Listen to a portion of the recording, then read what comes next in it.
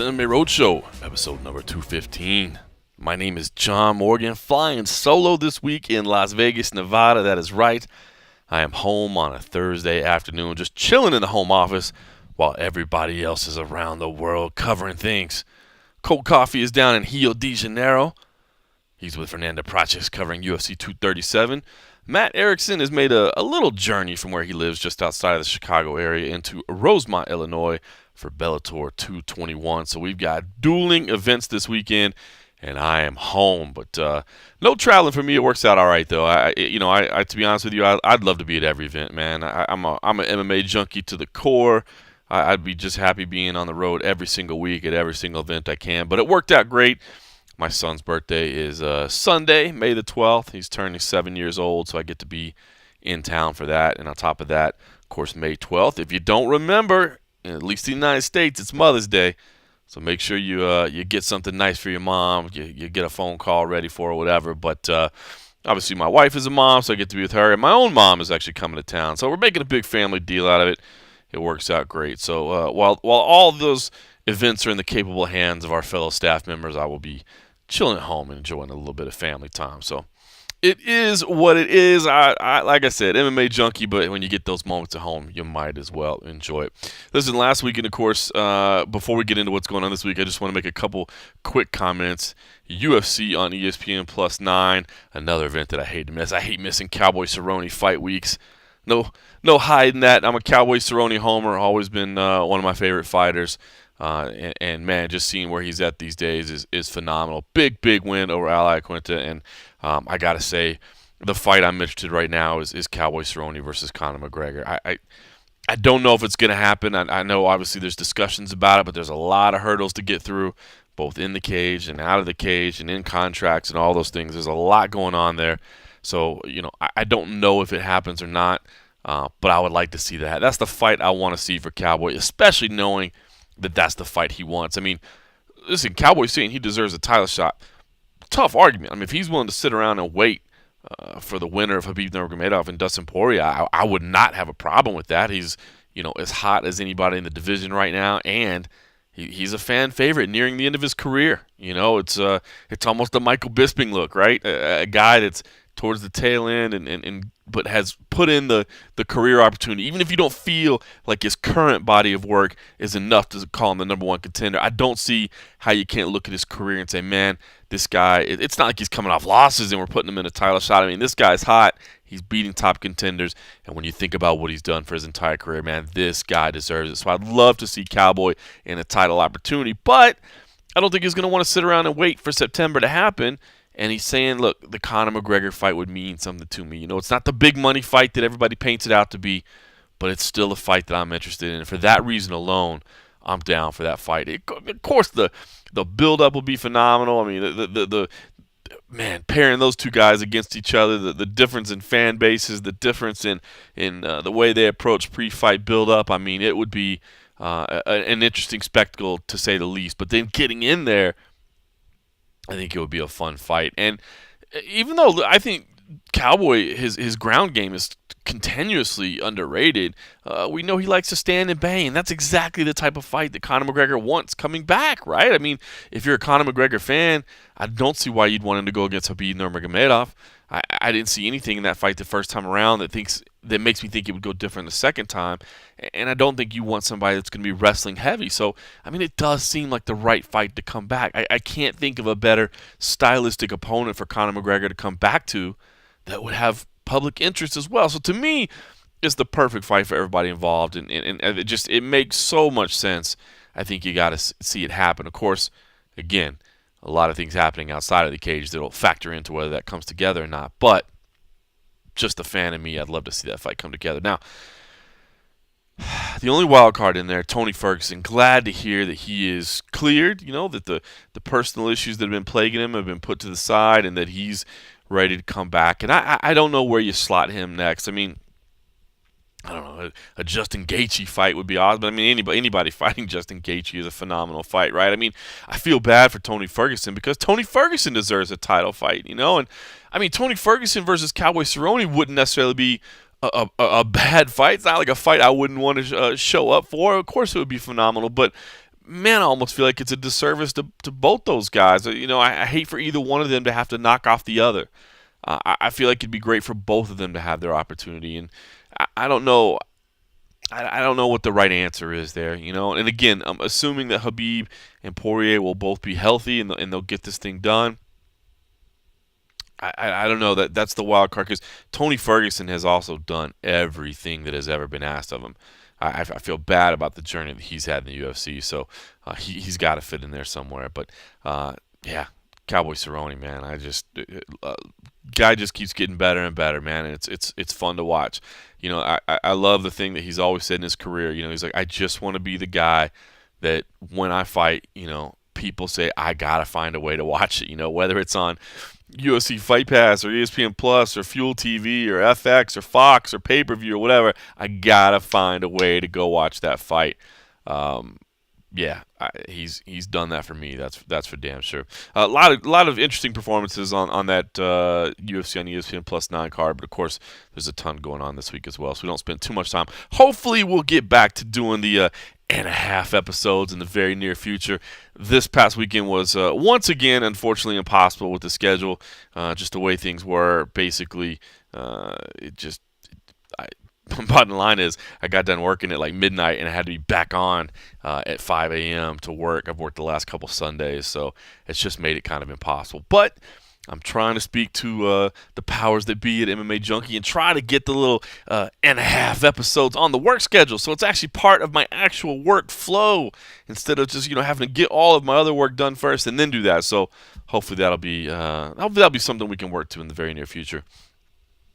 I will say, by the way, also last weekend, hopefully you had a chance by now to catch the highlights. If you don't, make sure that you have caught the highlights for Bellator Europe 2 or Bellator Birmingham, as it was also known. Some incredible highlights here. Now, again, it started with a 15-fight prelim card or something like that, which is ridiculous. I mean, I'm glad they're getting European fighters these opportunities, but a lot of fights. But you had just an incredible main card at Bellator Europe 2. Raymond Daniels kicked it off. Of course, the vaunted kickboxer there. Had just one of the craziest KOs you'll ever seen. He's throwing a tornado kick, and he ends up pulling the kick back and doesn't throw it, so he ends up doing a 720. But then when he lands, since he didn't throw the kick, there's a little hesitation. He just fires off a right hand, and it KOs his opponent. In the first round. It was just one of the most phenomenal knockouts you'll ever see. Pedro Carvalho knocked out Derek Campos. That was an incredible performance. Fabian Edwards, we told you to watch out for him. He had a first-round knockout, and it stemmed from an up kick, basically, is what started the sequence. So Leon Edwards' brother there looked phenomenal. He looks every bit the prospect that people say he is. And then the main event, Brent Primus picks up a Gogo Plata in 80 seconds. How often do you see a Gogo Plata period? And then to get it in a minute 20, pretty incredible. So an amazing main card for Bellator over there in Europe. The only problem I had with it was these Bellator Europe cards, and again, I get it. They're not really for us. There's a reason it's Bellator Europe. It's for Europe. It's for that market. But it was just kind of hard to watch. It wasn't hard to watch because it was on the app. It was easy to watch. The problem was nobody really made it clear where it was going to be. The times that they were giving out were wrong on press releases and things like that. And I don't know if that was because they planned on airing it via tape delay and they just gave us false times. But that was frustrating. We were trying to provide live results, and the MMA Junkie staff, we had to shift things around because the schedule was off. So a little bit frustrating that it's not easier to watch those cards. And I get it. I understand it's mainly for the European market, but this main card especially was phenomenal. Highlight filled, and it wasn't on DAZN, which would have made life easy there. I thought it was going to be on DAZN. No.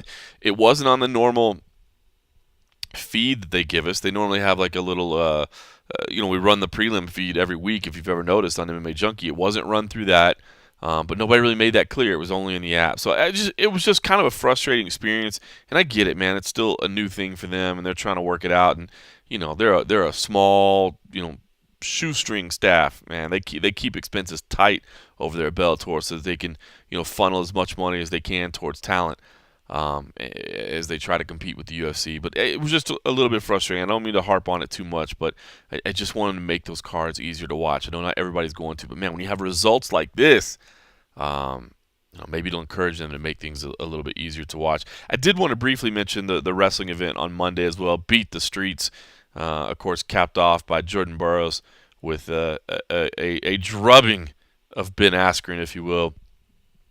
Tech fall 11-0, absolutely dominant, no offense whatsoever from Ben Askren. But just two things I wanted to say about this, and I know maybe not a ton of people care about traditional wrestling, but it was a big event for them. It's an annual thing that they do. But two things, and first is don't be hard on Ben Askren.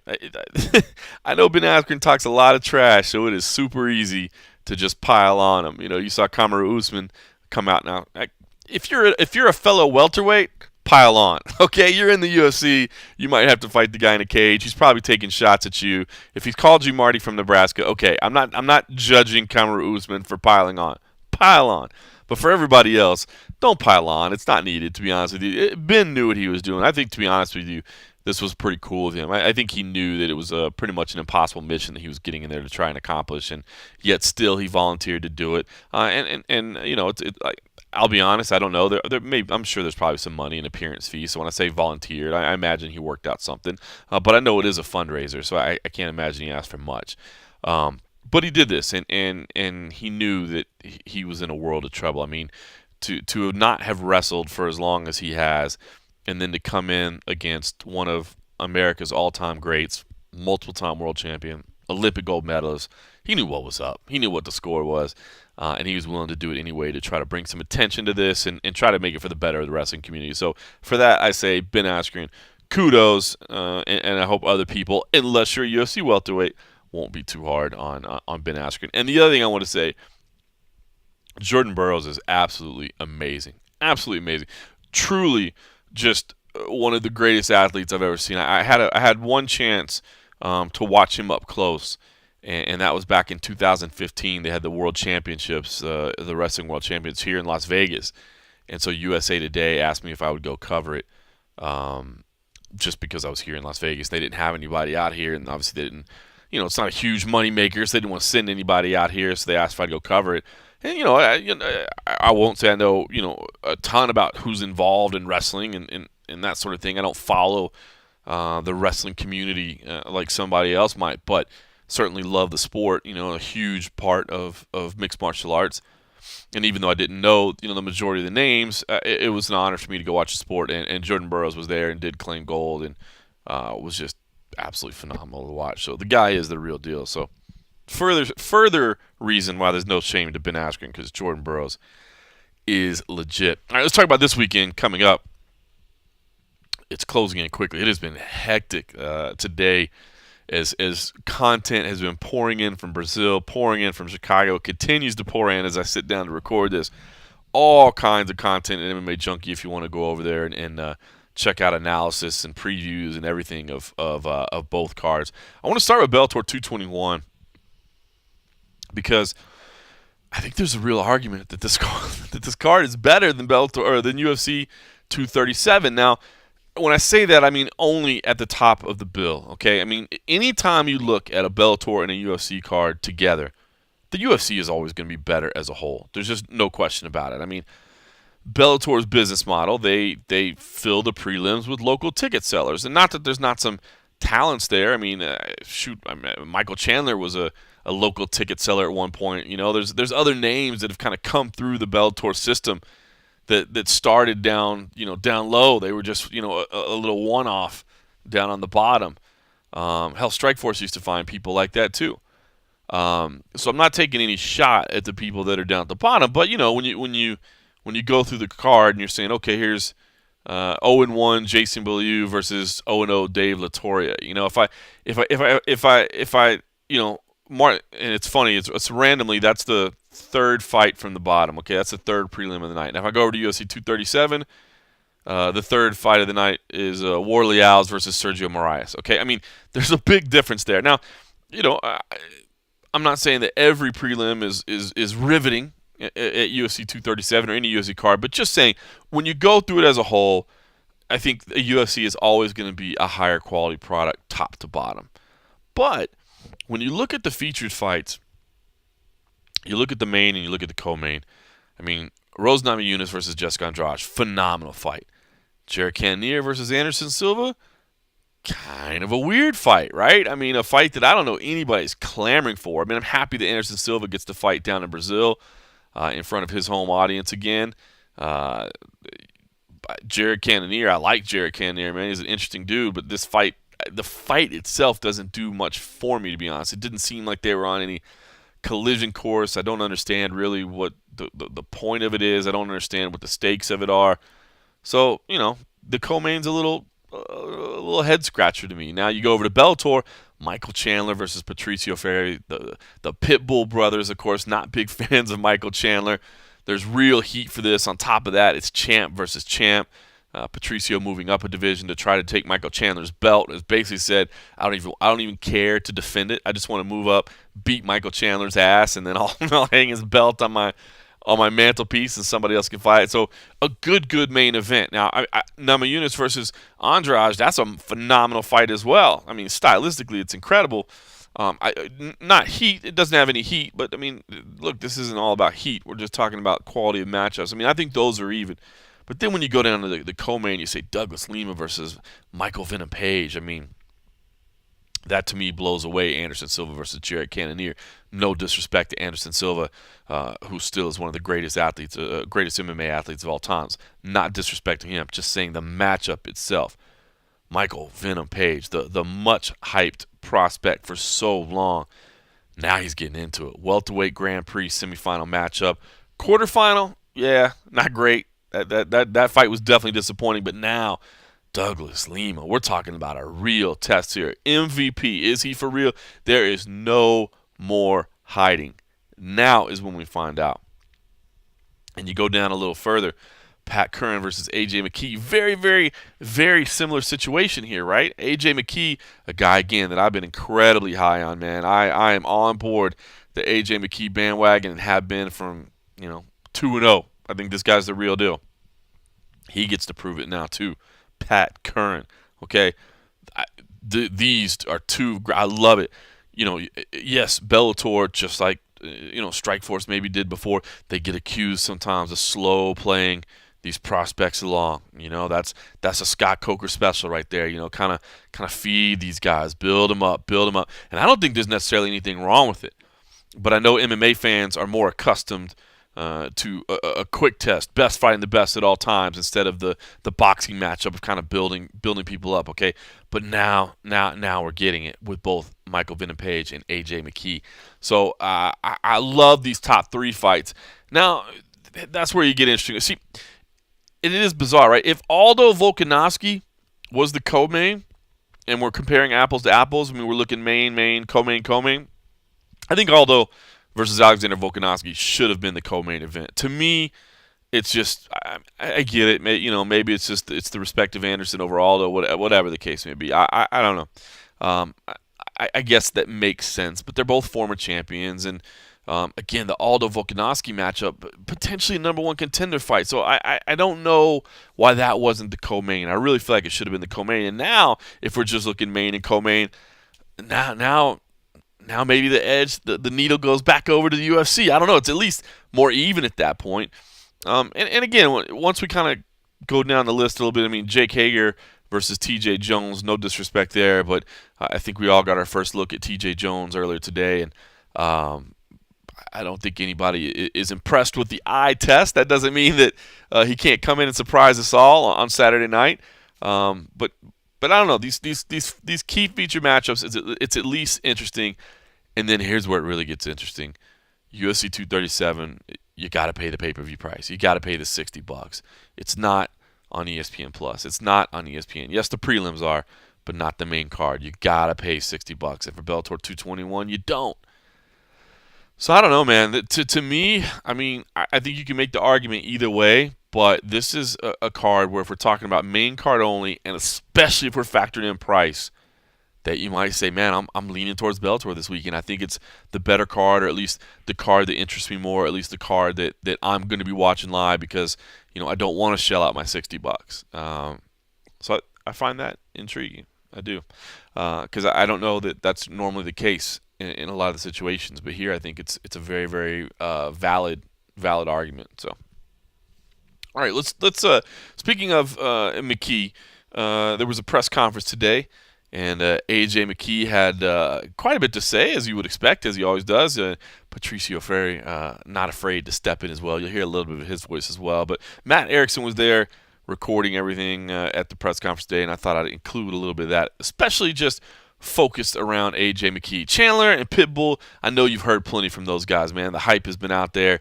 I know you're there. Lima Page, I will say that fight has flown under the radar a little bit. I mean, Lima, not a trash talker by any stretch of the imagination. Of course, MVP is admitted it's been tough for him. He lost his father recently, and he's just kind of preferred to take a back seat lately. In preparation for this fight. So that fight's probably flying under the radar a little bit, but not much hype around Pat Curran and A.J. McKee. And I am, again, I'm waving the flag for A.J. McKee. I'm on that bandwagon, and I'm excited that he is getting this really, really stiff test. And here's a little bit of what he had to say earlier today. Over on the end, of course, A.J. McKee, you're fighting Pat Curran. You feel as well that you can devastate and lay waste to everyone here, including Pitbull, including Pat Curran. Yes, I feel like I'm just the new wave, the new generation of the sport. I'm looking forward to going out there and fighting Pat. That's the man that's stepping in front of me. That's the champion that's stepping in front of me. He's the one with the accolades. He's the true champ that stepped up in this place. So I appreciate the fight. Thank Pat for taking the fight, and look forward to going in there and doing what I do best. But you've been quite vocal about the fact that you already believe you could beat the featherweight and the lightweight champions. Oh yeah, it's just a matter of time. I'm gonna continue to do what I do best, and that's take one name out at a time. And right now, Pat Curran's on the list. Only reason why is because Patricio don't want to sign that contract.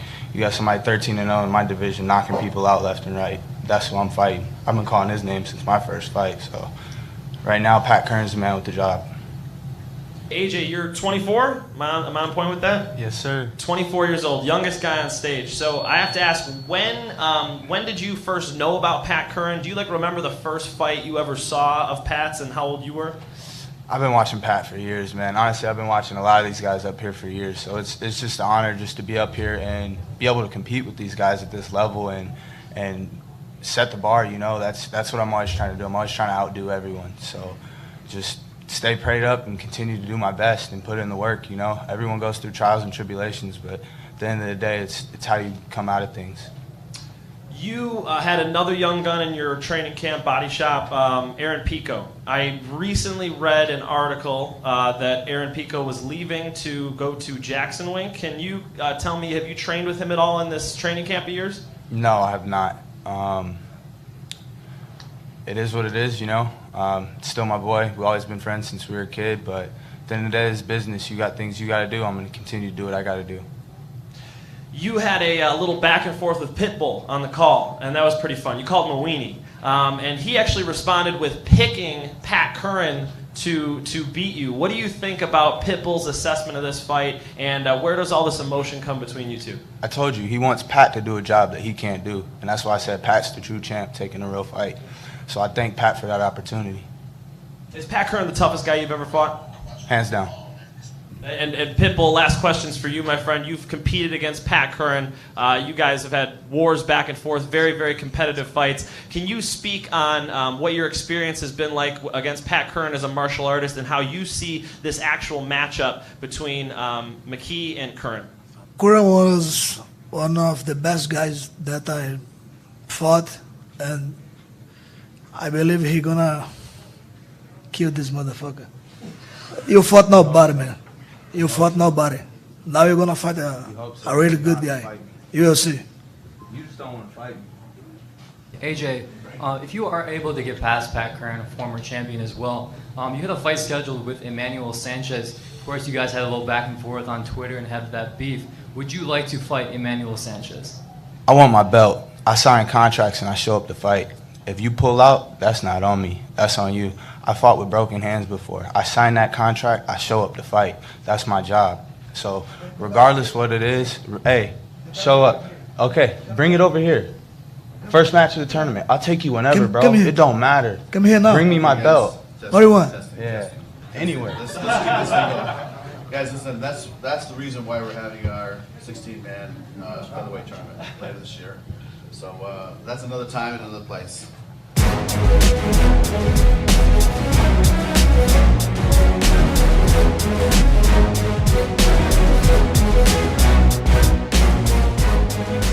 All right, so there you have it, A.J. McKee. He is young, he is talented, he is confident. It is interesting. Aaron Pico's kind of left that stable, so I don't think any hard feelings there. But I think Aaron was just looking for some different looks and some opportunities to change some things up. But yeah, I mean, and I know anytime you lose a solid training partner like that, it does affect your preparation. But a big moment here, so. Yeah, I mean, listen, I think this is going to be a phenomenal card. I am looking forward to watching this. I think they're running pretty much simultaneously, so I don't know how much of it that I'll get to watch live, because I'm going to be assisting with the UFC 237 coverage, and then I'll probably have to watch Bellator 221 back. I might have another screen open on the side, but when you're helping with one coverage, you definitely don't want to be too distracted. So all right, listen, UFC 237, again, excited about this card. I love the title fight. I don't know if it's the type of fight that's going to sell big. It's going to be a big pay-per-view hit. Of course, we're still in that an adjustment phase of people figuring out where to get the pay-per-view now that it's exclusive on ESPN Plus. I don't know if this would have been a huge seller anyway, but it's a phenomenal fight, man. Rose Namajunas, Jessica Andrade, two phenomenal fighters, and this is a fantastic fight. It's interesting. I'm intrigued by it. I'm intrigued by the mental side of it. With Rose admitting, some of her struggles over the years, but now here she is, making the trip down to Brazil, going into hostile territory. So I dig that. I don't necessarily understand the Cannonier fight with Silva, but it is what it is. Aldo Volkanovski is class. And of course, there are some other fights that I'm interested in. Clay Guida versus BJ Penn standing out on the ESPN prelims. That's one that is well, there's a lot to talk about there. There really is. But here's what I thought I would do. I thought this would be kind of fun. The good dudes at Submission Radio, our good friends Dennis and Casper down in Australia. We try to see them, of course, every time that we're down in Australia. They make the trip over here from time to time. But they had me on for a preview of UFC 237 on their latest episode of their podcast, which if you're listening to this, I hope you listen to Submission Radio as well. If not, make sure you add it to your list, man. They do a great job. They get great guests. I think they're two sharp guys, man. I think their analysis is good. I think their understanding and passion for the sport is great. They cover their own, they cover the scene from an Australian angle, but definitely not just limited to, a point of view from that region, man. They really do cover the scene very, very well. So I love both those guys, and I thought it'd be an opportunity to, rather than rehash what I said there, to kind of let them display their work here and kind of let them set me up a little bit, man. It was kind of fun. So I figured I'd share that audio here, kind of re-platform it, so to speak, because they had some great questions, and we talked about some great topics, and it was a good preview, and I was happy to be a part of it. And I figured if you haven't listened to Submission Radio before, maybe here's a chance to get a little taste of them, and maybe put another MMA podcast into your rotation. So here is my recent appearance with the crew at Submission Radio. All right, guys, our next guest is the man in blue. You, of course, know him from his excellent work at MMAJunkie.com, kicking off every UFC press conference, and the uncanny ability to always be equipped with a cold, frosty beverage. He is the Stone Cold Steve Austin of MMA. Give me a hell yeah. And he'll actually be calling the fights at Cage Fury Fighting Championships on May 25th alongside CM Punk and Jessica I, if you can believe that. John Morgan himself, welcome back to Submission Radio. How are you today, man? I'm good, man. I'll clarify. It is Jessica Penne. Jessica I is focused on her championship fight right now. I am an idiot. She's getting out doing any commentating. But no worries, man. No. I'm excited. I appreciate you mentioning that, man. I'm actually really excited to kind of get back into the commentating world. It's something I really enjoy doing. I hadn't done for a couple of years, and I'm excited about it, man. It's great, man. You'll be calling the fights in UFC Fight Pass, and this is sort of explain to us, is this a one-shot deal, or are you going to be calling multiple shows here? Yeah, we're kind of figuring that out right now. CFFC, for people that are outside the United States might not know, it's a company that's been around for a long time, but it was based on the East Coast, out in New Jersey. Of course, I'm here in Vegas, but they're coming out to California. They're starting to travel around a little bit. They're kind of ramping up a little bit. They kind of want to be one of these developmental leagues, kind of a primary destination to get people to that next level and get into the UFC. And so they're going to travel around a little bit. And by doing so, it kind of opens up some opportunities. I think they still have some local crew that they're going to use back in Jersey. But for this show, we're giving it a shot, and hopefully there'll be more things in the future. Dude, I hope so, because you've done a great job with commentary in the past. But this is going to be fascinating seeing you, obviously, and seeing Punk calling the action, and Jessica Pena, as I just learned. Why do you think he was chosen to be on the broadcast? I'm interested about that, and what are you expecting from him for CFFC? Well, look, he's actually already done a couple shows for CFFC, so those are on Fight Pass. You want to check out. He's done a good job, man. The guy goes in there, he does his homework.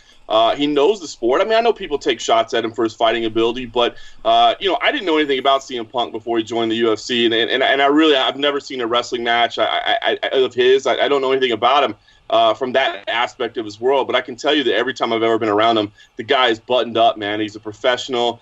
He's dedicated. He works hard, and I'm excited to work with him. I really am. He always struck me as a great guy, man. I understand why people take shots at him, and why did he get to the UFC when maybe he didn't deserve it, and there were other fighters that maybe deserve it.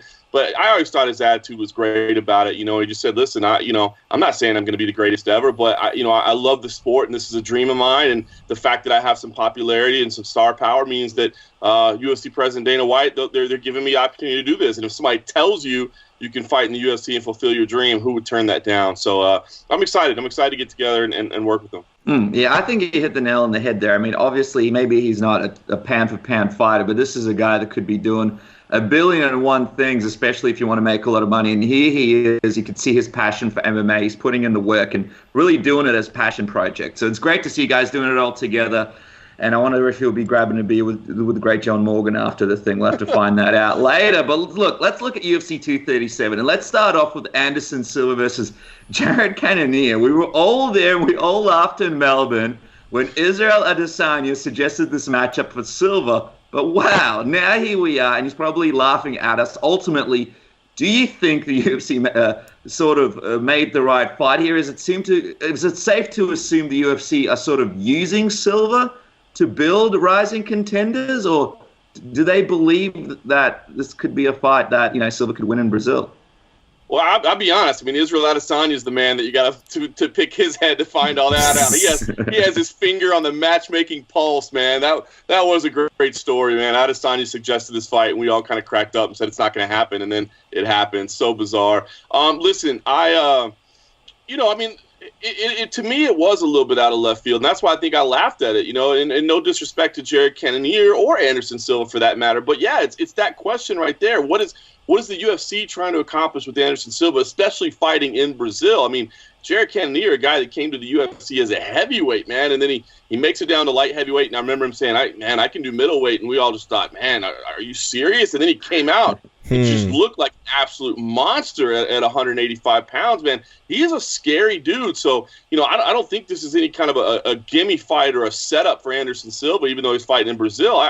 I'm picking Cannonier in this fight. So it is a little bit of a head scratcher for me. I mean, the Brazilian audience, of course, man, this is the return of Anderson Silva for the first time, I believe, since the Bonner fight that he fought in Rio. I mean, to be fighting in Brazil. So, I think they'd love to have that, welcome this grand champion home. But I think this is a tough test for him. And just a funny Cannonier story. I remember UFC 230. I mean, like you said, he was moving down, doing the whole middleweight thing, and he had a new look. Like, he had a different hairstyle, and his facial hair looked a lot different. And I think when people thought of Cannonier, they thought of like the old school one with the shaved head, and he was a bit big.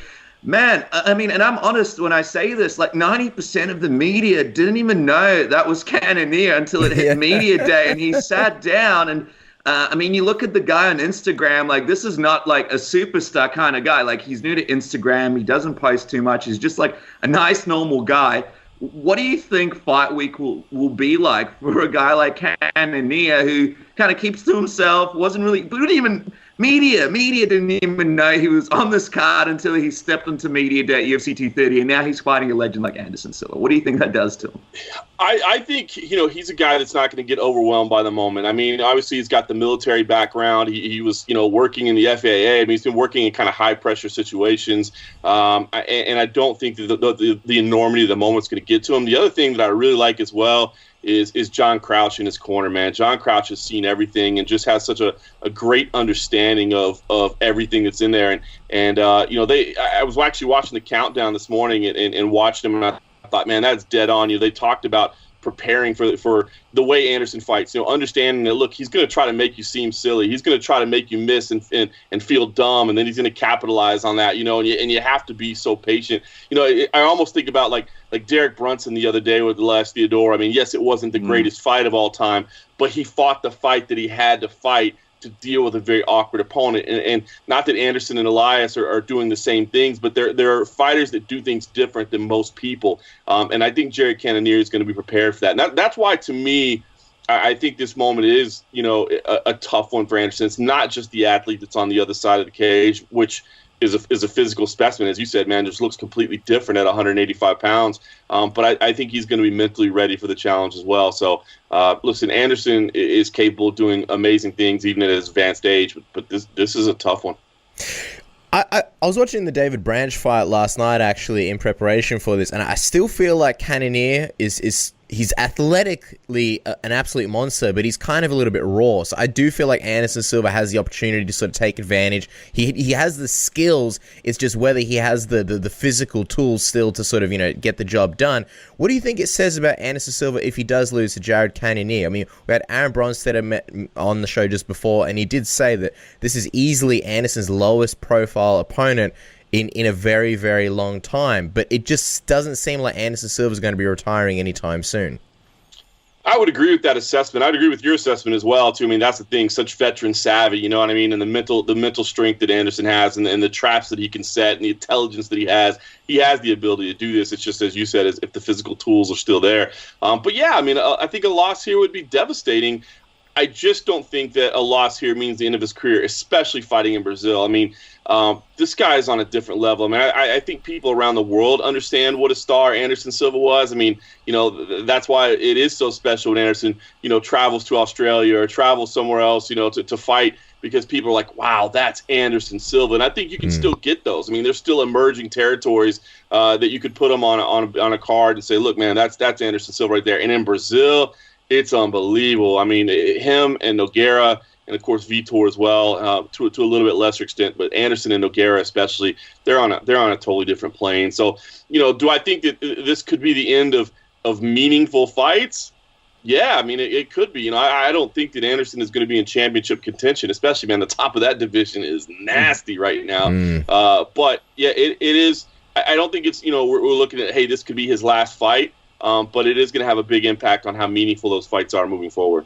And I wonder with this ESPN deal, with them sort of wanting as many stars on these pay-per-views as possible, if Anderson Silva is one of these guys that they're hoping sort of gets people buying those pay-per-views. Quickly, before we talk about Aldo and Volkanovski, we have to mention BJ Penn, because he returns once again and faces Clay Guida. Now, aside from his decline in the cage, BJ has been surrounded by a lot of controversy lately, between the restraining order filed by his wife to the active investigation of him threatening a farmer with a machete.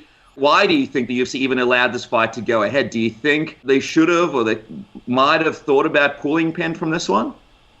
I mean, I think the UFC, especially when you talk about Dana White and the old guard, I mean, they feel very much a sense of loyalty to BJ Penn. I mean, that's a relationship that's long-standing, and there's a lot of respect there,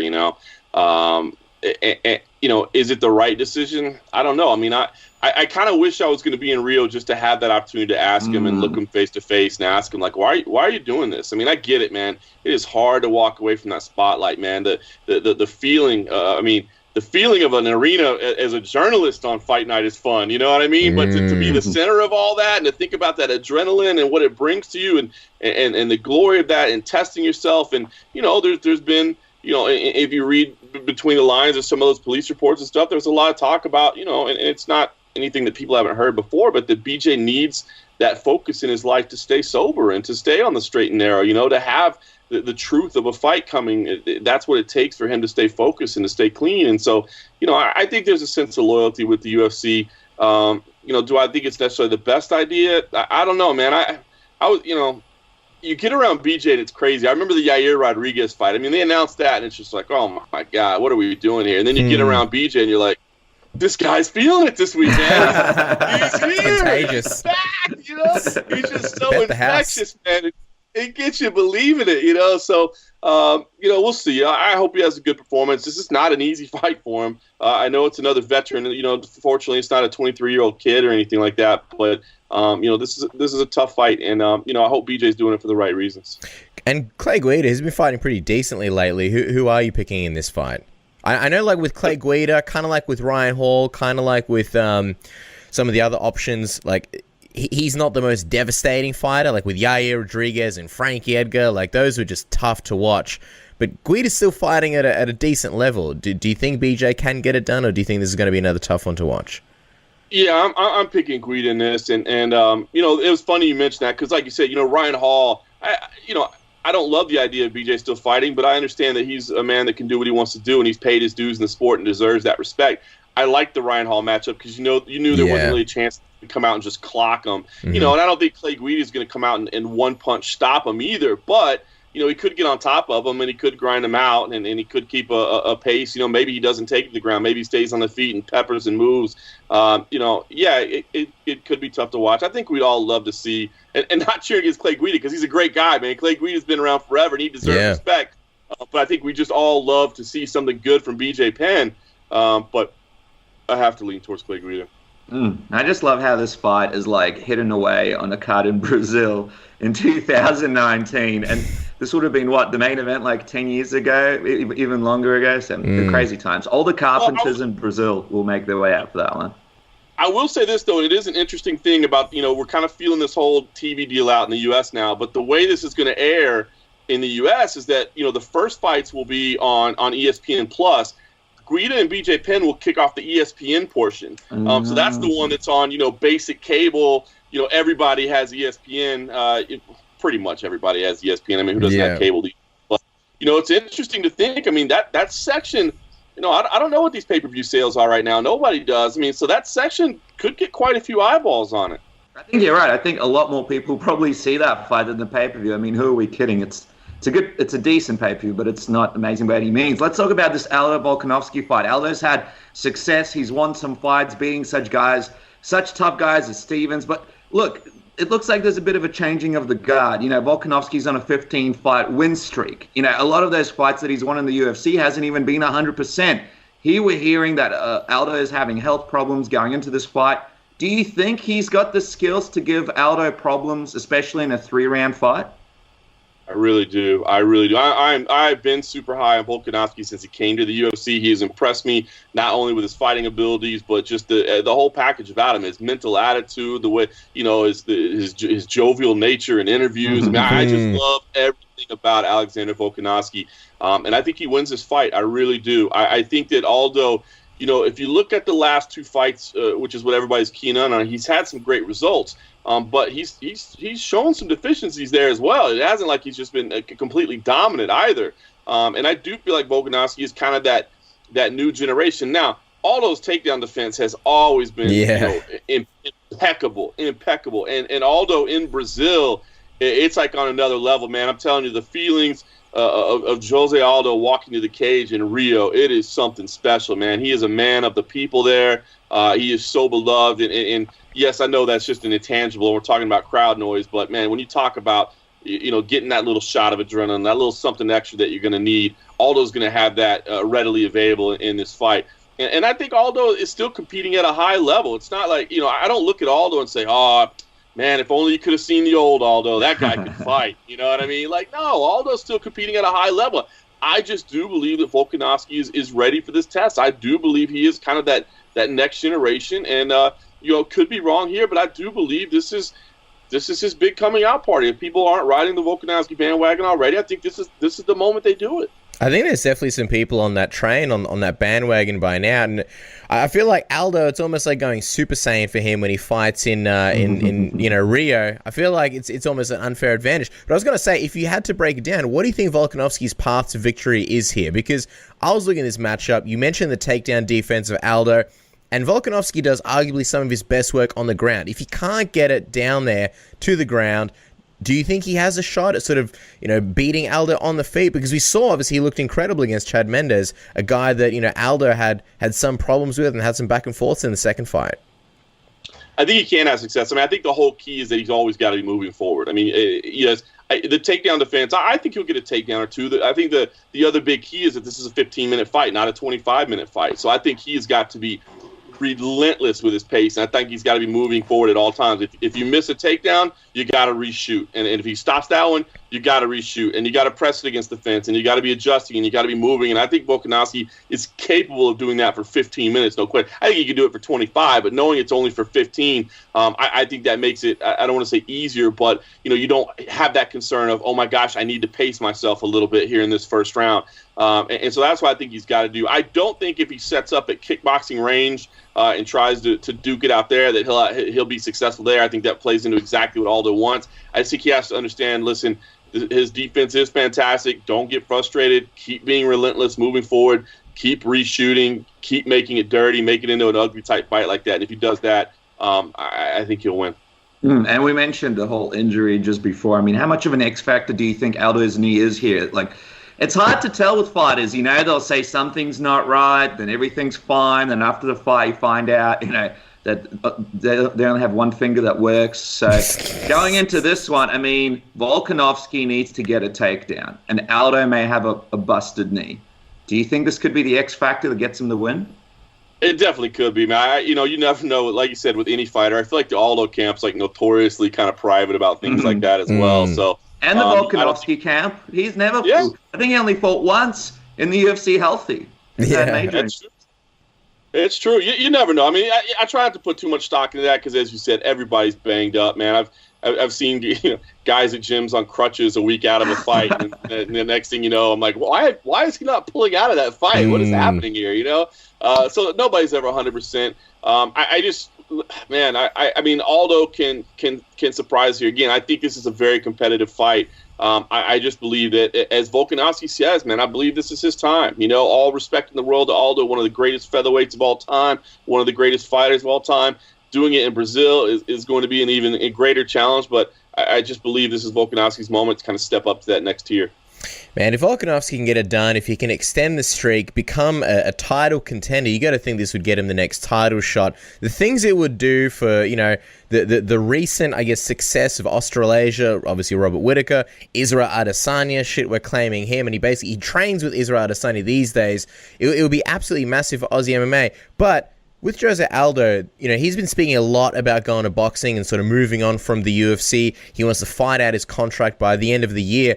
Do you think it really happens? I mean, this is something he's spoken about before, but at the same time, he's left that window open for, look, we're open to anything. We're open to negotiations. Do you think he's dangling boxing out there as a public negotiating tool to sort of say to the UFC, hey, I have other interests? Because at the moment, when he talks about getting a title shot in his final UFC fight, I mean, it seems like an absolute pipe dream.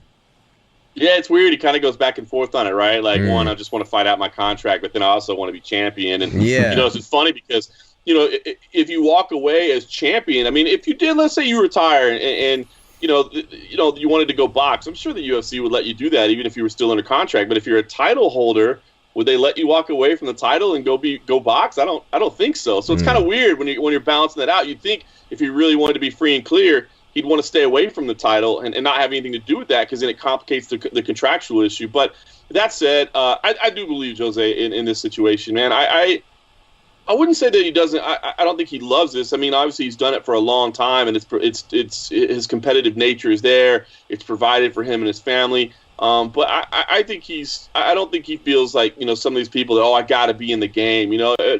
Aldo doesn't speak English, but from all the times that I've been around him and all the times I've been down in Brazil, I mean, I get the feeling that, all he really wants to do is just, walk around in flip-flops with his shirt off and play FIFA and, drink a coconut on the beach, man. I think that's the perfect life for Jose Aldo, right?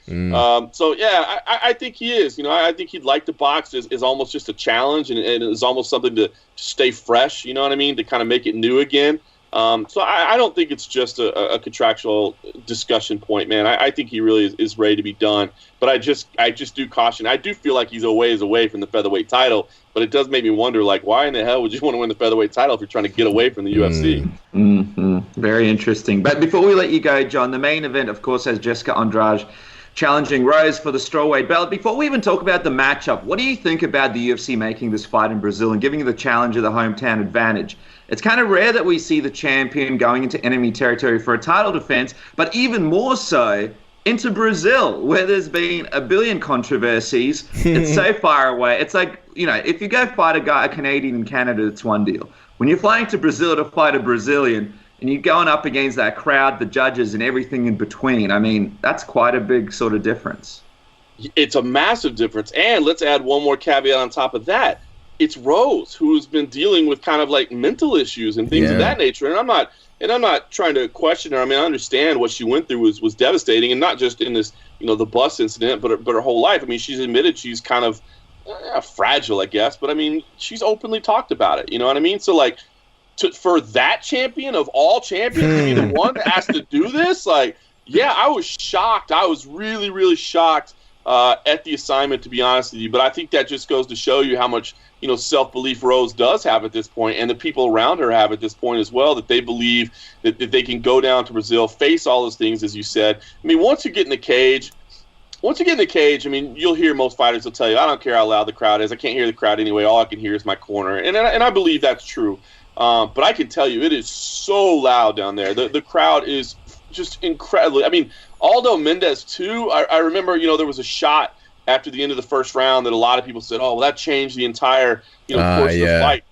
Dude, I was cage side. You couldn't hear the bell, man. Nobody could. It was not dirty. Like, it was so loud you couldn't hear it. And the other thing that I always think about, too, is the loud chants, the Uvai Morer, all that. Like, yeah, you're right. You only hear your corner, but what about when you're kind of rocked and you're wobbled and you're dazed a little bit and you're trying to get your senses about you, and all you can hear is those chants and that screaming and that volume. Like, my God, it's got to be tough. And Andrade was going to be coming out trying to rock you. So yeah, man, tough assignment. I was surprised it was announced. I think it's awesome. That they're having a women's title fight in Brazil. I think that's phenomenal. I think it's cool that Rose is doing this. It's a tough assignment, man. There was a lot stacked against her, but gosh, she's such a great champion. You think about what she went through in those two Joanna fights, man. Just the psychological, mental battle and warfare that those fights were, in addition to what they were in the cage. I mean, I think she's prepped for it, but man, it just seems like it brings a lot of X factors to the table.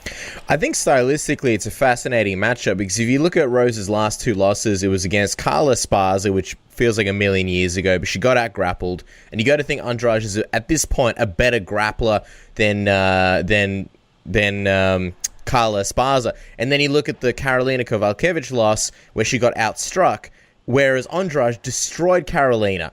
But Joanna not destroyed. Joanna beat Andrade, and Rose beat Joanna twice. So stylistically, it is a fascinating matchup. Who are you sort of leaning towards, and how do you see this fight potentially going, John? Yeah, the MMA math is kind of bizarre in this one, right? But, listen, I will say, and I almost feel bad saying this, because I feel like I'm doubting Rose when she's proved herself to us already twice, But I'm leaning towards Andrade in this for kind of some of the reasons you say.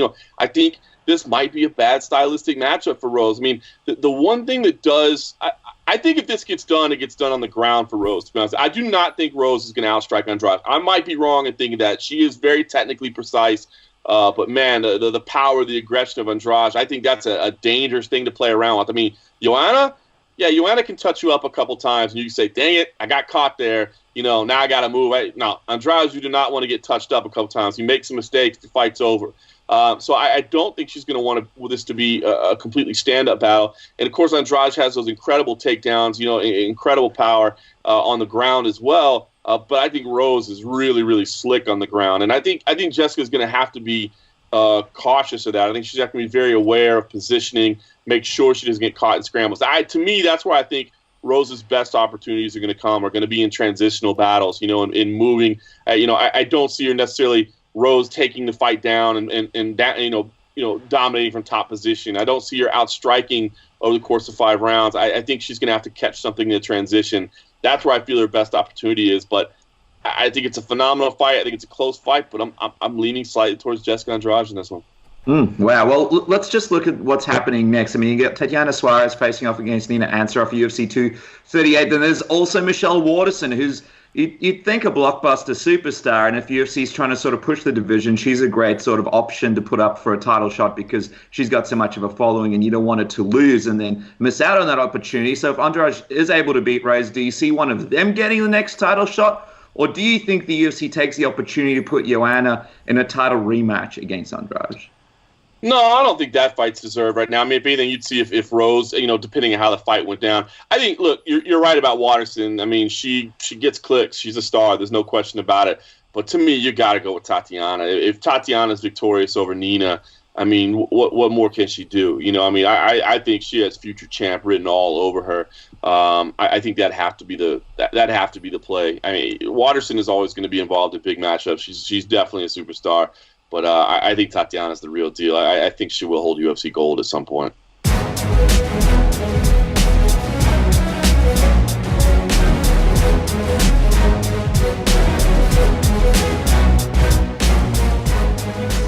All right, so a big thank you to the boys at Submission Radio for having me on and for allowing me to repurpose that so we could play it here. I thought they did a good job of hosting some discussion. I figured why not play it here as well. I did want to say that since we taped that, I mentioned that I wanted to, have an opportunity to speak to BJ Penn. For the record, nobody at MMA Junkie got to speak with BJ Penn. We had requested an interview with BJ on Wednesday of Fight Week, and that was originally scheduled by the UFC, and BJ politely declined to attend that session, so that was canceled. And then at the media day, which was earlier today, BJ told the UFC PR team, who then passed it on to our staff down there, Fernanda Prates and Ken Hathaway. Oh, who's that guy? Ken Hathaway. Fernanda Prates and Cold Coffee. And listen, he wasn't going to be answering any questions from MMA Junkie. So, not a lot you can do in that situation. It kind of actually set up a little bit of a discussion with our own team about the right way to handle it. I mean, the UFC PR team, for the record, will not stop you from going over and asking questions. I mean, you have the right to ask questions of anybody there. You're a credentialed media member, and he's an athlete attending a media session. But, ultimately Fernanda and Cole Coffey decided, look, I mean, he said he's not going to speak to us. That's been made clear already this week. Let's just move on. We can try to address this at a later time. I know he did speak to some other people, but reports on the ground are that he only spoke to people who agreed not to talk about anything outside of the fight, none of the pending legal investigation, none of the other stuff. So I don't know. Yeah, unfortunate situation. I don't blame. Listen, I make it clear. I don't blame BJ Penn for not wanting to talk to MMA Junkie. I get it, man. I mean, there's issue. The things that we've reported on have been, nothing's been wrong in our reporting. Nothing's been factually incorrect in our reporting, and so I don't believe that we've done anything improper in the way that we've covered these items of BJ Penn. But I understand why he wouldn't want to speak to us. I don't fault him for that. So, I don't think that any of these athletes are required, so to say, to speak to us. I mean, we appreciate the access, and of course, it's a two-way street. That they're using our platform to promote their opportunities as well, and to try to increase their own financial gain. But I understand why they wouldn't want to talk to us. So, unfortunately, we've had to, look at some of the things that I'm sure that BJ Penn doesn't enjoy speaking about or want to address, especially a couple days of a UFC appearance. So, yeah. Anyway, if BJ is able to win on Saturday night, then maybe we'll get to hear a little bit afterwards about kind of what he's been going through and where he's at right now and those sort of things. So. But at least from MMA Junkie's perspective, we were not able to get any time with him. We did, however, get some time with Clay Guida, and as many big names as are on this card, I think they're all appearing everywhere. You're getting your big media blitz of interviews from everybody available. But our own Fernanda Prates and Cole Coffey, who was working the camera, of course, got to sit down with Clay Guida, and of course, I don't see how you don't love Clay Guida, man. The guy's been around doing it forever. High energy every time out. I mean, certainly, a legend of the sport in his own right, man. And I thought this interview was fun. I really did. He kind of lets us in on some history of kind of what this fight means. More to it, at least from his perspective, than I think anybody knew when it first got announced. And I just always like hearing from Clay Guida, man. I mean, certainly he's getting up there in age as well, but always brings it every time, and I'm a big fan of his. So this is Fernanda Prates' interview with Clay Guida. I had to double check when I saw the fight because it seemed like a fight that would have happened already in a way. You guys have been around for so long. So what was your reaction when you saw the name BJ Penn on that contract? The opportunity to fight BJ Penn, we jumped right at it, and we were on a crash course probably 10 years ago. This fight should have happened. Yeah. Had I, eked out a decision against Diego Sanchez, maybe I would have gotten the nod against him when BJ was unstoppable at that time. He had just finished Sean Shirk. He beat Joe Stevenson. He, manhandled Kenny Florian, and then he just dismantled Diego Sanchez in for the title. So maybe it was a little bit early for us, you know what I mean? But so I think timing is everything in the sport. And the fans are going to get what they want, whether it was 10 years ago or now. Come Saturday night, we're definitely going to impress the crowd. And BJ's no one to sleep on. He's always dangerous, and he comes ready to fight every time he steps in the cage. Yeah, I mean, obviously, I think it's no secret to anyone that he's a bit of a rough stretch there. I think he lost 6 in a row. But I was reading up on the fight, and you said some really nice things about him, and you seemed to be really excited, right? Were you honored at all to be fighting him even at this stage? Absolutely. Not only is BJ an icon, in the lightweight division, but he helped pave the way for the landscape of mixed martial arts. I think he's the only fighter to fight at 5 or 6 different weight classes, because I know he fought at 145, and I believe he fought at light heavyweight or heavyweight one time when he was against Machida or something. Yeah. So I think he fought 5 or 6 different weight classes, and the guy's got balls. He'll get in there against anybody, anytime, anywhere, and he's always going to put on a show. He's always dangerous, so we're definitely not overlooking him, and we're bringing these guns. They're going to be blazing. Is he one of those guys that you would point to as one of your, say, icons in the promotion? Yeah, BJ's definitely one of the icons, one of my favorite fighters, but this one, there's a lot at home that a lot of people don't know about. His UFC debut was against my first fighting coach, Joey Gilbert, who was arguably the greatest wrestler in Illinois. He was the first 4-time state champ, and he put it on my coach Joey, so I got to bring one back for Chicago, for the wrestling community, and for Gilbert Grappling. So there's a lot at stake back home, and yeah, we got a lot to prove in this one, just on that aspect. Oh, so there is a little bit of a personal element to this one. For sure. Okay. BJ knows, but it's all good faith. Yeah. And when they said, I think you guys might be the only fight that features no Brazilians, right? So when they announced, I think it might be, when they told you Brazil, how did that factor in, if it factored in at all? You know what? We didn't realize. It sounded like BJ chose to fight down here because it's been a dream of his forever. And think of how many fights he's had. Apparently, he's never fought in Rio. Yeah. And just to think he was the first American Brazilian Jiu-Jitsu champion or world champion, which is incredible. So I'm surprised he's never fought down here. And I'm not going to make his first time down here a friendly invite. And how do you look at that? I mean, I think you said. He's not an opponent that you can sleep on, but I think because of his kid, everybody just is kind of at this point maybe expecting him to lose. And then on the other hand, there is the kind of a desperate man is the dangerous man. Is that kind of how you're approaching that? I think you're very right. Desperate man is a dangerous man. He's fought the who's who. He's got power in his hands. He's no one to take lightly on the ground. He's submitted the best of the best. So we're going to put the pace on him and bring the old Guida ground and pound. How do you see it playing out? I mean, I think we know how you fight, but what is the plan for him specifically? I've never been one for fight predictions, but just know we're going to leave the fans on their feet, and my hand's going to be raised high.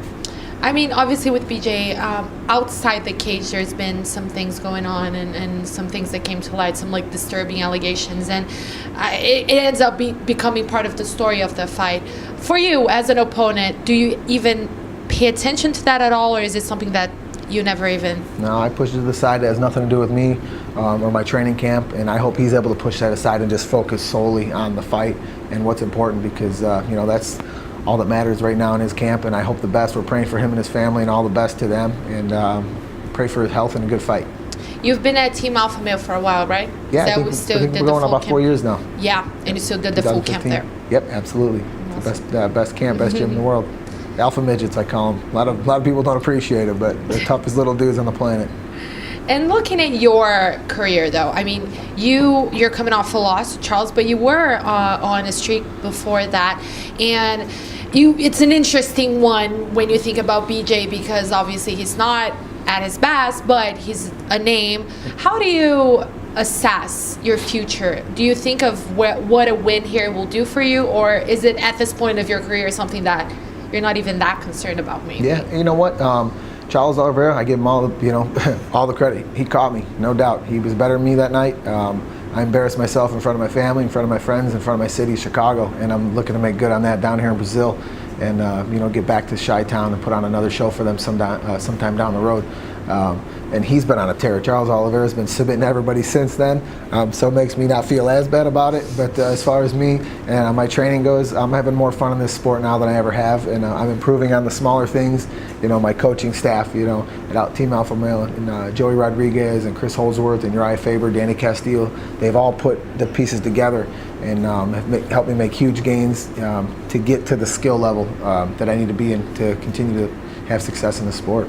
And speaking of which, you're both veterans, and people talk about how you can't teach an old dog new tricks, but you're just telling me that there are still things in your game that you're honing and things that you're learning. At this point, are there still things, do you feel like you're still learning every day at the gym? Well, I'm not an old dog, so I got a lot of new tricks coming. So as far as BJ, I'm not going to let him break his bag of tricks out. And what about fighting? You're coming over here all the way to Brazil, putting entire fight camps. Like I said, you've been doing this for so long. Are you still excited about it? Does it still going into fight week, do you still get amped up about it? Yeah, it's pretty funny. I just got done running down the beach this morning, and I came back to jump on the scale, and one of the cornermen and his student, they asked me, the coach goes, "Man, you ever get tired of this shit?" I'm like, "Man, how could you? Look we're down here in Brazil, we're on an island, we just got to run on a beach, you know what I mean? I'm gonna go eat, awesome Brazilian food. How do you get tired of this stuff?" And I told him, like I tell everyone, once I'm done having fun, it's when I hang up the gloves and move on to bigger and better pastures. What makes you not want to do that now? What drives you every day? You're waking up and you're all sore and you're going through all of this again. What motivates you to just keep grinding? Man, there's no choice. I don't want to go back to that life I had before of getting up at 4 or 5 in the morning to be forced to go to a cold job site in the Chicagoland area, or a 100-degree heat, humidity, in the Midwest Illinois sun. You know what I mean? I get to do what I want. I get to train on my terms. You know what I mean? And I get to compete on my terms. And there's nothing like that. It's we're so blessed in this life and so blessed in our career that I can't imagine any other way. I get to fish, pretty much whenever I want and train all day.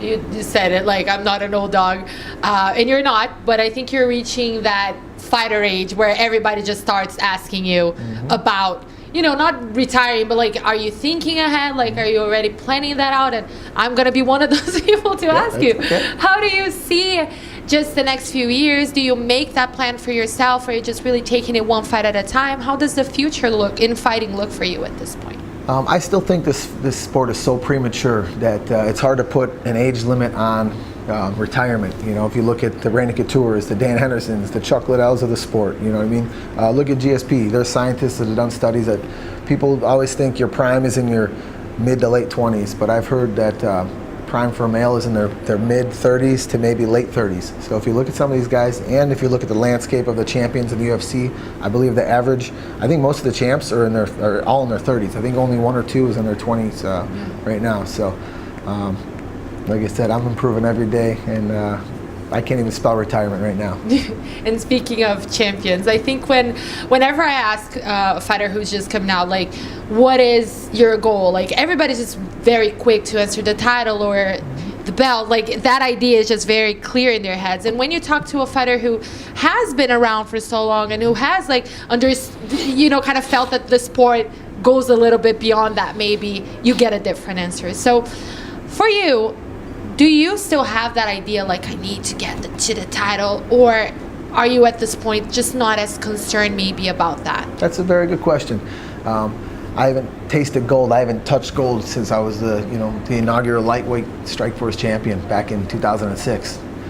a long time ago, you know what I mean? But I still wake up and yearn for that strap around my waist, because there was no better feeling than having that, you know what I mean? And I know I'm 2 or 3 fights away from being right back in that top 5. And anyone who knows my fighting style knows that I can upset anybody on any given day. And I always believe that, you know, deep down in my heart. And fans, they might know I don't have the highest skill level by any means, but I can come in there and I can bang with the best of them. So that gold, that title, that strap is always in my sights. And last thing for me, you touched on it a little bit, but when you see Saturday's fight like playing out in your head, how do you see it going down and how do you see it ending? And I see an all-out scrap. Like BJ Scholl's shirts used to say, just scrap. You're going to see an old dog, you're going to see a young kid with new tricks in there.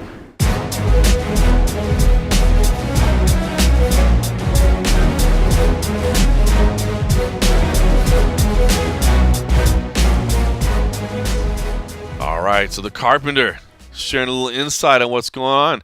I love to, because the other thing that didn't make sense to me was why this fight was taking place in Brazil. And there you get the answer that, at least from what Clay heard, BJ was the one who wanted to fight in Brazil. You know, it makes sense. He comes down and trains with Novo União, and, you know, of course, he's got the link to Brazilian Jiu-Jitsu. I mean, it makes sense. And, you know, from that perspective, I always thought it made sense. But what I didn't realize is that, you know, BJ apparently played a role in that and wanted to do that. So, listen, man.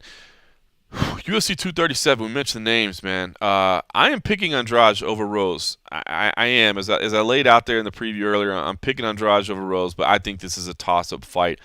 You know, could be a rough night for Anderson Silva. Could be a rough night for Jose Aldo. Thiago Alves, look at that. I mean, he's in there, you know, and he got that split decision last time out. But, whoo, I don't know, man. I love Thiago. But that fight with Max Griffin, I'm not sure. And so, you know, this is big for him. He wants to get that. Brazil versus Brazil there. Diego Ferreira versus Francisco Trinaldo. Of course, Diego Ferreira lives in Texas now, so therefore I gotta have his back. Especially considering he comes up to our boys in Dallas, Texas, my hometown. He comes up to Fortis MMA to train with Safe Sode and those guys out there. So, you know, Brazil there. But Little Nog is back in action against Ryan Spann. That's dangerous. You know, some names here, you know, especially with Little Nog, with BJ Penn, with Anderson. I don't put Aldo quite in that boat right there, you know, but just some big names that, you know, are reaching the end of it. So this will be real interesting, because it's either gonna have a real good flow where that crowd is just gonna be going nuts, because they're these heroes of Brazil are racking up victories and the crowd's behind them. So it's either gonna be one of those insane feel good moments, and I'm telling you, when it's like that, that crowd in Brazil gets loud, or it's gonna be bad. It's gonna be flat. It's gonna have people going, oh man, you know, we just saw our boy lose. So I'm kind of anxious to see how the ebbs and flows of this card really go. We'll see. We'll see. I'm gonna be flipping back and forth between these cards. I definitely am, and we'll see. It's going to be a busy night for the staff. All right, listen. Earlier today, I had a chance to get Stephen Thompson on the phone. If you're a long-time listener of the show, you'll know that the last time I interviewed him, I screwed up the audio. I was interviewing him while I was in Australia. It was his head of his last fight, and unfortunately, my audio got screwed up, and so I didn't get to do anything with it. So when I had a chance to get him on the phone today, I said, I got to do it. He's actually in his hometown of Greenville, South Carolina, running around doing all the media needed for the on sale. Tickets are going on sale for UFC on ESPN Plus 12. Moicano versus the Korean Zombie. Of course, Renato Moicano, Chan Sung Jung in the headliner there in Greenville, South Carolina. And they're using Wonderboy to go around and you know, do on sale media for a card that he wanted to headline. But of course he can't because of the knockout he suffered. So, man, unfortunate for him. But as you'll see, you can't ask for more of a positive, upbeat dude than Stephen Wonderboy Thompson. Hey, this is Stephen Thompson. How are you? I'm good, brother. How you doing, man? Doing good, my friend. Doing good. Awesome. This still a good time for you? Oh yeah, it's perfect. Awesome. Well, let's just get into it, man. Give me an idea how you're feeling, man. This has got to be a little bit bittersweet, right? I mean, you're driving around town hyping up an event that we know you wanted to headline, and you can't be there. So what's this experience like for you? Man, I mean, I'm just super stoked that, the UFC is coming to my hometown. Of course, obviously I wanted to be on this card. It would have just made it that much more sweeter. But you know what? Gotta take it slow. After getting, knocked out the last fight against Anthony Pettis. Just want to take it slow, make sure everything's right upstairs before I step back out in that octagon, But you know what? I'm excited. I'm pumped. I'm doing social media tours today. Just hyping it up, baby. Hey, listen, man. I know you're a good dude that's always in a good mood. But was there any part of you that thought about saying no when they said, "Hey, man, we need your help," to just be like, "Nah, man, this hurts my feelings too much"? Not at all, man. As soon as I got the phone call, I was like, of course, I want to be there. I want to have some part of, me and my dad have worked really hard to get the UFC to come to our hometown. Excuse me. But, anything I can do to help make it that much, more better whenever we guys, having the UFC come to my hometown, getting people there, packing the place out, because I want the UFC to come back. And if they do, man, I would love to headline that card then. But right now, man, this is just for the people, because I got a lot of fans here in Greenville, South Carolina, who make the trips to Liverpool, who make the trips to Canada and Vegas and New York City. And, for once, I wanted to bring the UFC to them, and we made it happen. That's awesome. What's the MMA scene like there, Steven? I mean, obviously I know you got your great school there and your fans, but I mean, is this an MMA hotbed? I mean, is the sport popular there? Is it going to be a packed house? What's the scene like there? Oh yeah, man. I mean, even though I'm not on the card, it's definitely going to be a packed house. We got MMA shows going on literally every other weekend here. We got some really good promotions, lower class promotions. We got fighters from our gym, obviously, and some local gyms, but it is, man. It is definitely an MMA hotspot, which people don't really know about. Everybody thinks of Greenville, South Carolina, being just this retirement place for old people that come here and retire, and it's not true. I mean, it's definitely growing and getting bigger every day. And I think UFC coming here is going to make it that much,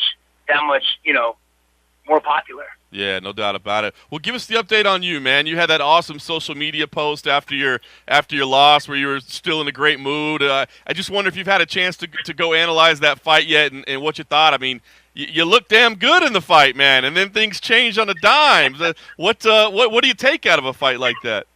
Man, you know what? What I take from that is that you can't take anybody lightly. You never know what's going to happen, so you have to stay, focused every step of the way in a fight, because anything can happen. This is why this sport is so dang, exciting. You never know. I mean, I went back, I watched it probably about like 1 million times, and, I was out there, I was crushing him. I was winning. I blooded his nose. I broke his nose. And all I remember, to be honest with you, is going back to my corner after that first round, I looked down at my chest, and I had all of his blood on me. And I looked across the octagon. I knew his nose was broken. So I was like, stepped up off the stool, and I thought to myself, I want to be a little more aggressive this round. And that's all I remember. Crazy. That is all I remember. I don't remember any of the second round. Yeah, man, it was crazy. But, hey, man, this is out of 80 fights, this is the first time I've ever been knocked out. So hopefully we'll go another 80 fights before it happens again. Yeah. I mean, that's a crazy stat. Man. I mean, with all the stand-up fights that you had before MMA, I mean, the first time to be knocked out, I mean, that's actually pretty damn impressive when you think about it. I mean, you mentioned the brain health and that you want to be careful and all that. I mean, does this change anything? I mean, being knocked out for the first time, does it mentally affect you at all? Does it change the way you think about the game, the way you fight? Not at all, man. To be honest with you, this right here has lit a fire in me more than anything else. This is the first time I've ever been knocked out. It's like, man, wait, what's going on?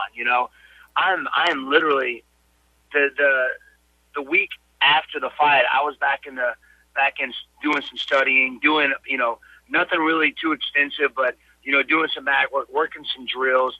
Obviously, I haven't been doing any sparring or taking any contact, but man, I am itching at the bit to do it again, and it has definitely lit a fire in me. It hasn't changed me one bit mentally. knowing that, hey, you cannot take anybody. Of course, I wasn't taking Anthony lightly at all, but you never know what to expect. So you got to make sure you're 100% prepared before you step out there. Anything can happen. So, which stinks, I did it pretty much in front of my hometown.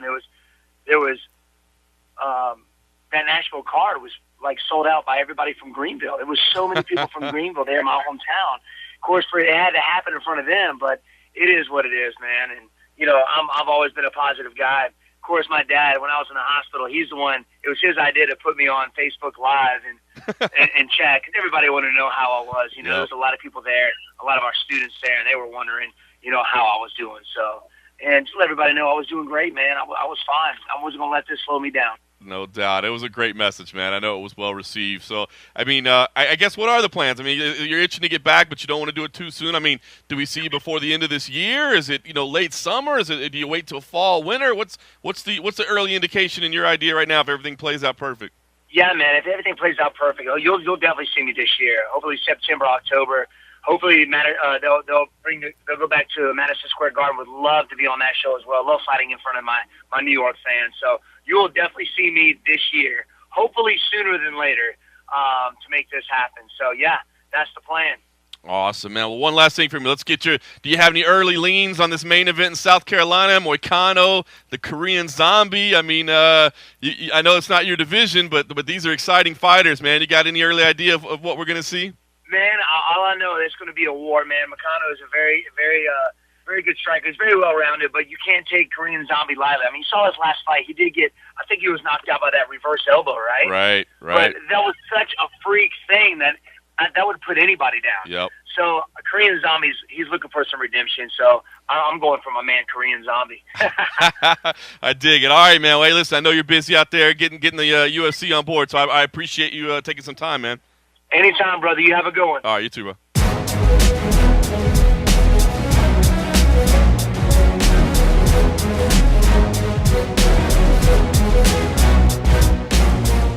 All right, so there you have it. Wonderboy telling us that it's going to be sold out in South Carolina. We'll see.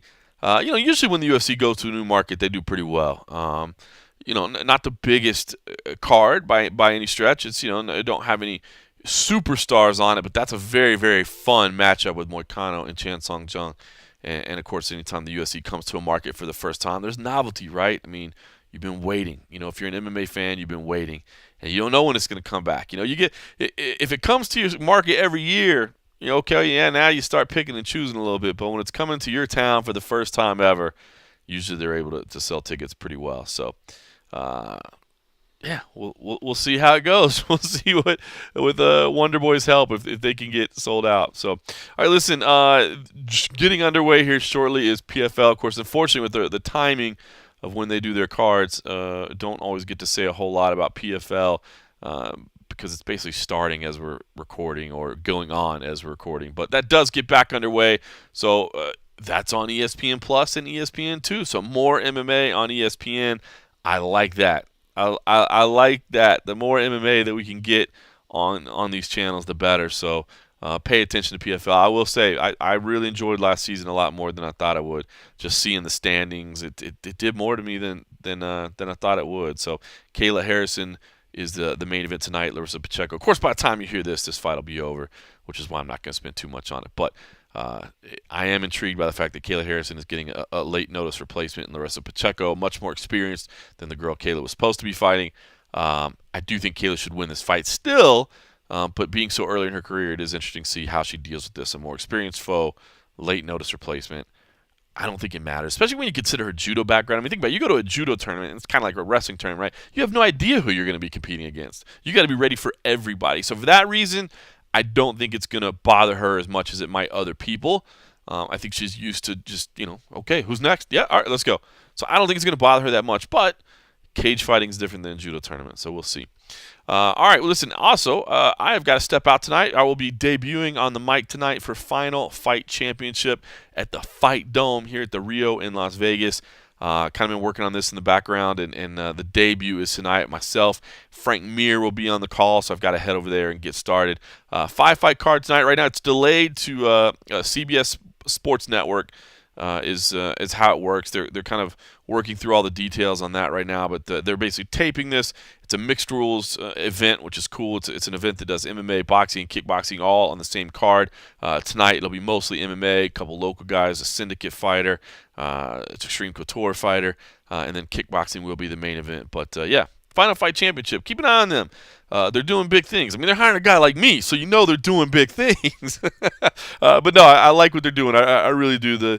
It's this cool little venue over at the Rio, and they're scaling things up. I think by the end of this year they'll be doing 2 events a month, and I just think it's a much needed organization here in Las Vegas. We've got Tough Enough as the premier amateur organization in the country, and people are coming here to kind of test their chops at the amateur level. But then once if you're training here, once you kind of get out of that amateur level and you start going pro, yeah, you got the UFC, but there was no kind of gap in between. I mean, so you had to leave town. So to have opportunities, every 2 weeks for local fighters here that are in these, plethora of amazing gyms that we have here in Las Vegas, and of course, traveling talent is coming in as well.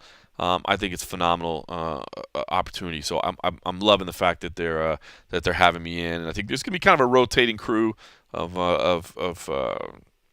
people calling the fights. But I know for at least for the time being, it's going to be myself and Frank Mir. So I'm anxious for that. Frank and I have known each other for a long, long time, but we've never called a fight together before. So we've had a lot of conversations. We've had a lot of interviews. We've talked about fights. We've just talked about family. We've talked about everything else. This will be the first time we get to sit down and call some fights. So I'm looking forward to it. Anyway, sorry we couldn't hear from Cold Coffee this week. He wanted me to send his apologies, but he basically told me he is getting his ass kicked in Brazil. He's had some internet issues and things of that nature, so he apologizes. But obviously he sends his regards, and him and I will be back together next week. So we'll look forward to that. And in the meantime, thanks for listening.